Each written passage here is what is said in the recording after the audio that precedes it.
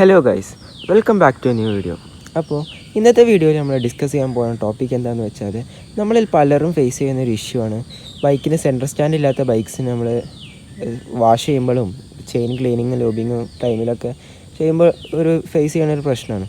ഇപ്പോൾ ഇതുപോലത്തെ KTM ബൈക്സിനൊന്നും അതേപോലത്തെ R15 അങ്ങനത്തെ ബൈക്സിനൊന്നും ഇപ്പോൾ സെൻറ്റർ സ്റ്റാൻഡ് അവൈലബിൾ അല്ല.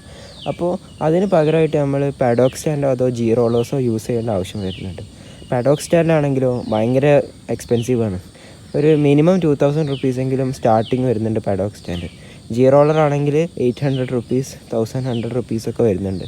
അപ്പോൾ ഇതിനൊന്നും ആവശ്യമില്ലാതെ നമ്മളെങ്ങനെ ബൈക്ക് ഒരു സെൻറ്റർ സ്റ്റാൻഡ് അല്ലെങ്കിലും ബാക്ക് ടയർ ഒന്ന് ലിഫ്റ്റ് ചെയ്തിട്ട് നമുക്ക് ഈസി ആയിട്ട് ചെയിൻ ക്ലീനിങ്ങും ലൂബിങ്ങും ചെയ്യാൻ പറ്റും. അതെങ്ങനെയാണെന്ന് നമുക്ക് ജസ്റ്റ് ഒന്ന് നോക്കാം.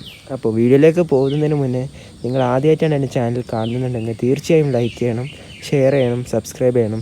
കൂടെ സൈഡിൽ കാണുന്ന ബെല്ലൈക്കണും കൂടി ഒന്ന് പ്രസ് ചെയ്യുക. എന്നാൽ മാത്രമേ ഞാൻ നെക്സ്റ്റ് ടൈം വീഡിയോ ഇടുമ്പോൾ നിങ്ങൾക്ക് നോട്ടിഫിക്കേഷൻ ലഭിക്കുകയുള്ളൂ.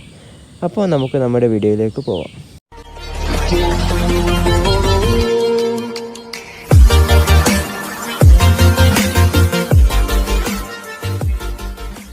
ഞാനിപ്പോൾ പറയാൻ പോകുന്നത് എന്താണെന്ന് വെച്ചാൽ, പാഡോക്ക് സ്റ്റാൻഡോ ജി റോളറോ അല്ല, വേറൊരു ചെറിയൊരു പലക കഷ്ണം കൊണ്ട് നമുക്ക് ജസ്റ്റ് ഒന്ന് ബാക്ക് ടയർ നമുക്ക് ലിഫ്റ്റ് ചെയ്തിട്ട് ചെയിൻ ക്ലീനിങ്ങും ലൂബിങ്ങും ഈസി ആയിട്ട് ചെയ്യാൻ വേണ്ടിയിട്ടുള്ള ഒരു സംഭവമാണ്.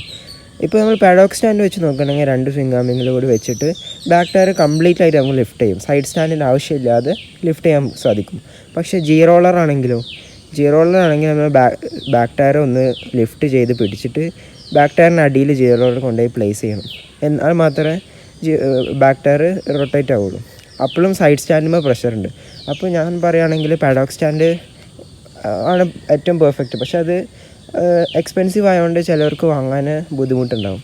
ജി റോളർ ആണെങ്കിലും ഒരു കാര്യമില്ല. ജി റോളറിൻ്റെ സെയിം ഒരു സംഭവമാണ് ഞാനിന്ന് പരിചയപ്പെടുത്താൻ പോകുന്നത്.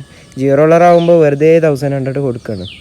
എന്ത് വന്നാലും സൈഡ് സ്റ്റാൻഡിന്മേലാണ് അതിൻ്റെ പ്രഷർ കൊടുക്കുന്നത്. അതേപോലെ തന്നെ ആണ് ഈ പ്രോസസ്സും. നമ്മൾ സൈഡ് സ്റ്റാൻഡുമ്പോൾ തന്നെ പ്രഷർ കൊടുത്തിട്ടാണ് ബാക്ക് ടയർ ലിഫ്റ്റ് ചെയ്യുന്നത്. അപ്പോൾ നമുക്കത് എങ്ങനെയാണ് നോക്കാം. നമുക്ക് ബാക്ക് ടയർ ലിഫ്റ്റ് ചെയ്യാനായിട്ട് ഇതുപോലത്തെ ഒരു ഫൈബറിൻ്റെ പീസോ വുഡിൻ്റെ പീസോ എന്തെങ്കിലും ഒരു സാധനം മാത്രമാണ് ആവശ്യമായിട്ടുള്ളത്. പിന്നെ അതിൻ്റെ കൂടെ ഒരു ചെറിയ റബ്ബറിൻ്റെ ഒരു സാധനം കൂടി ആവശ്യമുണ്ട്. കാരണം ഇതിൻ്റെ മുകളിൽ വെക്കാനായിട്ട് ഒരു റബ്ബറിൻ്റെ ഒരു പീസും കൂടി ആവശ്യമുണ്ട്. അപ്പോൾ നമുക്ക് എങ്ങനെയാണ് ഫിറ്റ് ചെയ്യണമെന്ന് നോക്കാം. നിങ്ങളിവിടെ ചെയ്യേണ്ട കാര്യം എന്താണെന്ന് വെച്ചാൽ, ഇത് കണ്ടോ, നമ്മളെ സ്വിംഗ് ആ വുഡിൻ്റെ പീസ് ജസ്റ്റ് ഒന്ന് ഹോൾഡ് ചെയ്ത് വെച്ചു. അപ്പോൾ നമുക്ക് കാണാം ബാക്ക് ടയർ ലിഫ്റ്റഡ് ആണ്, സ്ലൈറ്റ്ലി ലിഫ്റ്റഡ് ആണ്. അപ്പോൾ നമുക്ക് ടയർ റൊട്ടേറ്റ് ചെയ്യാം. ഞാൻ ജസ്റ്റ് ഒന്ന് കാണിച്ചു തരാം. നിങ്ങൾക്ക് കണ്ടോ, ഈസി ആയിട്ട് ടയർ റൊട്ടേറ്റ് ചെയ്യാൻ കഴിയും. ജി റോളറിൻ്റെ ആവശ്യമേ വരുന്നില്ല അവിടെ. ജി റോളർ വെറുതെ ക്യാഷ് വേസ്റ്റാണ്. ഈ ഒരു പ്രോസസ്സ് ചെയ്താൽ തന്നെ നിങ്ങൾക്ക് ഈസി ആയിട്ട് ചെയിൻ ക്ലീനിങ്ങും ലൂബിങ്ങും ചെയ്യാൻ കഴിയും. ഇത് ഞാനെങ്ങനെ ഫിറ്റ് ചെയ്തെന്ന് ചോദിച്ചാൽ, ജസ്റ്റ് ഒരു റബ്ബറിൻ്റെ എന്തെങ്കിലും വെക്കുക, കാരണം ഇവിടേക്കൊന്നും ആവാതിരിക്കാൻ ജസ്റ്റ് ബൈക്കൊന്ന് ലിഫ്റ്റ് ചെയ്ത് പിടിച്ചിട്ട് ഇത് ജസ്റ്റ് ഒന്ന് ഇവിടെ പ്ലേസ് ചെയ്ത് കൊടുത്താൽ മാത്രം മതി. ടയർ എയറിലാവും. നമുക്ക് ഈസി ആയിട്ട് ഇത് മൂവ് ചെയ്യാൻ സാധിക്കും. അപ്പോൾ ഇത് നല്ലൊരു ട്രിക്കായിട്ടാണ് തോന്നിയത്. അപ്പോൾ ചെയിൻ ക്ലീനിങ്ങും ലൂബിങ്ങും ചെയ്യാൻ ബുദ്ധിമുട്ടുള്ളവർ ഇതൊന്ന് ജസ്റ്റ് ഒന്ന് ട്രൈ ചെയ്ത് നോക്കാം. അപ്പോൾ താങ്ക്സ് ഫോർ വാച്ചിങ്. എന്തായാലും അടുത്തൊരു വീഡിയോയിൽ കാണാം.